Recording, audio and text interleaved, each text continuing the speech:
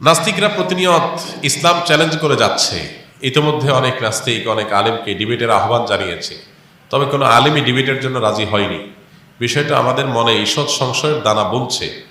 আমি আপনাকে অনুরোধ করছি, আপনি এবার এদের সাথে বসুন এবং তাদের যুক্তিগুলো খণ্ডন করুন।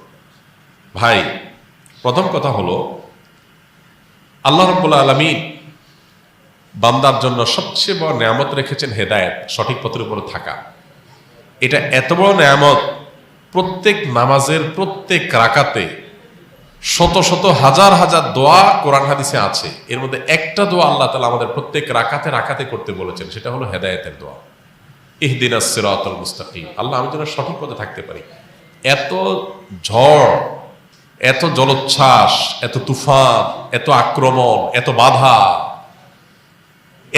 এত তুফানের মধ্যে নিজের ইমানটাকে সেভ করে ধরে রাখা, এটা বড় কঠিন কাজ। আল্লাহ এই জন্য ইহদিনাস সিরাতাল মুস্তাকিম, আল্লাহ সঠিক পথে আপনি আমাকে রাখেন, আমি যেন বিচ্যুত হয়ে না যাই। এই দোয়াটা চোখের পানি ফেলে বেশি বেশি করে কাঁদবেন এবং বলবেন। এই যে বললেন, অনেক আলেমকে ডিবেটের জন্য আহ্বান করছে। সিরিপুরের ট্যাবলেট বিক্রি করা দেখছেন কখনো? দেখছেন? সিরিপুরের ট্যাবলেট যারা বিক্রি করতো, এখন এগুলো নাই। আমরা আমাদের শৈশবে দেখছি বাস স্ট্যান্ডে, ফেরিঘাটে এখনো ওই টাইপের কিছু কিছু জিনিস আছে। ওই যে হাত কাটা মলম, তারপরে সিরিপুরের ট্যাবলেট, এই জাতীয় বিভিন্ন জিনিস বেচে না। এরা কিন্তু চ্যালেঞ্জ ছাড়া বিক্রি করে না। বিক্রি করে? এরা কিন্তু দেখবেন বেচার আগে অন্তত 10 বার করে বলবে সে, আমি চ্যালেঞ্জ দিয়ে যেতে চাই দাদা ভাই, 100% গ্যারান্টি, বিফলে মূল্য ফেরত। ওই যে আংটি বেছে না, কিসের?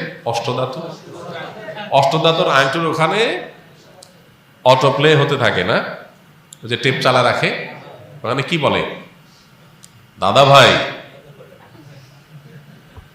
হ্যাঁ, আপনি একটা আংটি কিনে সাথে ভাউচার নিয়ে যাবেন, আপনার কাজ না হলে 100% মূল্য ফেরত।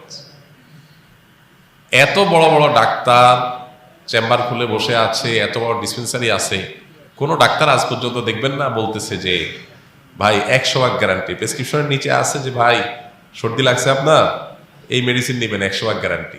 বলতে পারবে কোনো ডাক্তার? বলে না। কিন্তু ওই অষ্টধাতুর আংটি কিন্তু ঠিকই গ্যারান্টি দেয়। এখন অষ্টধাতুর আংটি আল্লাহ যদি বলে যে ভাই, আমি এই আরিসা ফেরিঘাটে বসে আজ 10 বছর ধরে আমি ডিবেটের আহ্বান করছি, চ্যালেঞ্জের আহ্বান করছি যে আমার এটা ভুল প্রমাণ করো, আজ পর্যন্ত কোনো এমবিবিএস ডাক্তার সাহস করে নাই। এখন আপনি যদি কোনো এমবিবিএস ডাক্তারে যায় বলেন, ভাই আপনি একটু যান না প্লিজ, এই ডিবেটটা নেন না, তো এইটা যেরকম হবে আপনার এই চিরকুট আমাকে দেওয়াটা অনেকটা সেরকম। আমি আপনার প্রতি শ্রদ্ধা রেখে বলতে চাচ্ছি। কেন বলছি কথাটা? এই জাতীয় ডিবেট বাস কিছু মানুষ আছে, তারা লাইম লাইটে আসতে চায়।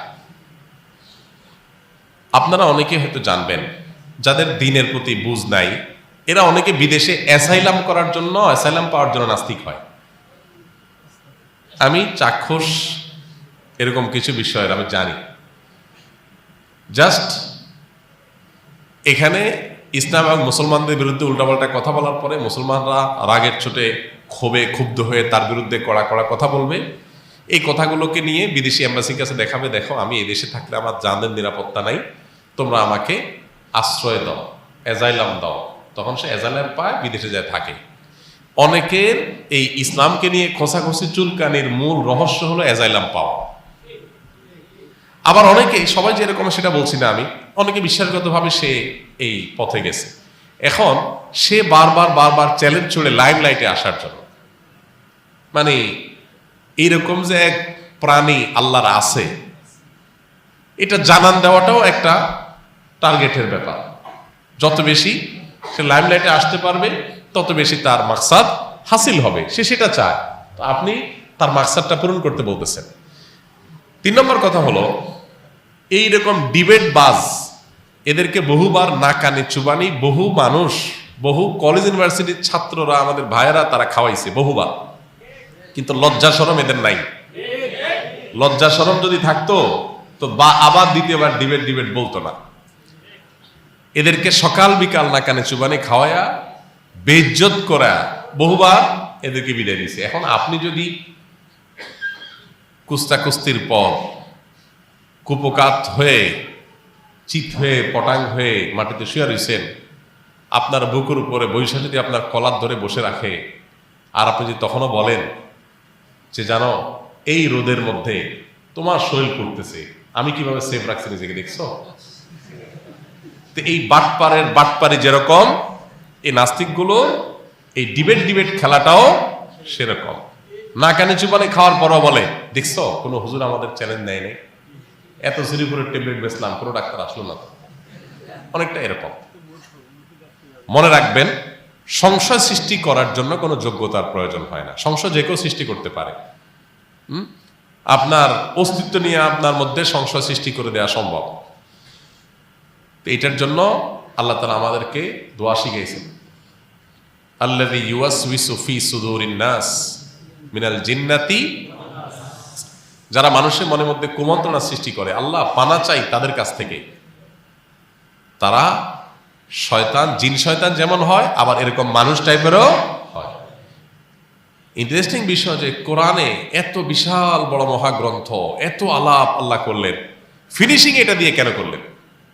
কোরআন শেষ হলো এটা দিয়ে, শেষ সূরার শেষ আয়াত, আল্লাযী ইউওয়াসউইসু ফী সুদুরিন নাস মিনাল জিন্নাতি ওয়ান নাস। কারণ এই পুরা দিন সম্পর্কে শয়তান, জিন শয়তান আর মানুষরূপী শয়তান, এই দুই শয়তান ইমানদারদের মনের মধ্যে ওয়াসওয়াসা দিবে, সংশয় সৃষ্টি করবে।